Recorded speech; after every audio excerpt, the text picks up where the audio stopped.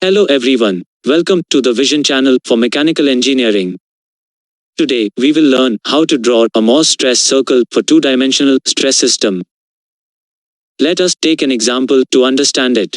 The state of stress at a point is given in the figure shown on your screen. It is given that sigma x is equal to 85 megapascal, sigma y is equal to 25 megapascal, and tau xy is equal to 60 megapascal.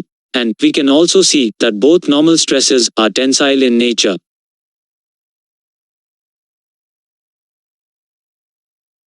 Let us label the faces as AB and BC. We will represent the stresses on face AB as point AB with a bar on it, and the stresses on face BC as point BC with a bar on it.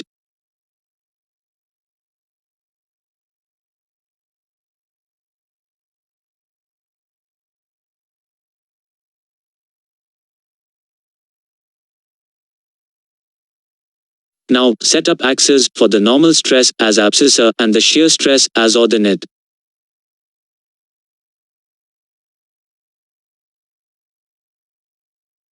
Now we will plot the stresses on two adjacent faces AB and BC using the following sign convention. For normal stresses, tensile is positive and compressive is negative. For shear stresses, tending to turn the block clockwise is positive and tending to turn the block counterclockwise is negative. Let us assume that 1 unit length of the graph represents 10 megapascals. In some books, different sign conventions are used. We can use those sign conventions also.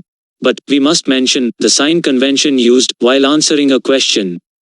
For example, in some books, tending to turn the block clockwise is treated as negative, and tending to turn the block counterclockwise is treated as positive.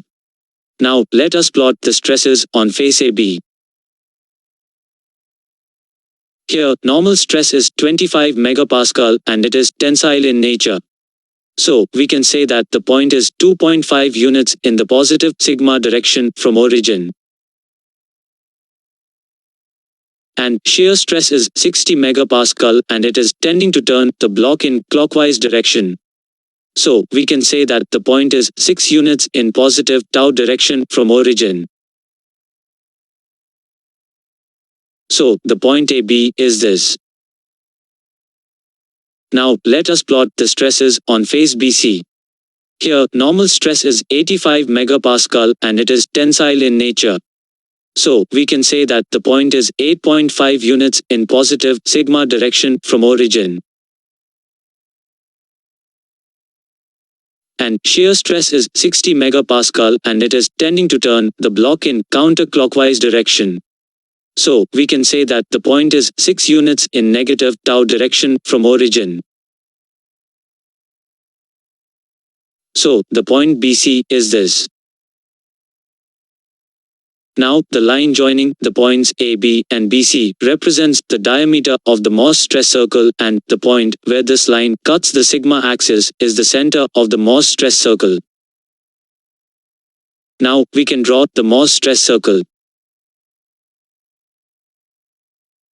Now, every point on this Mohr stress circle represents a state of stress at the given point on any plane through it.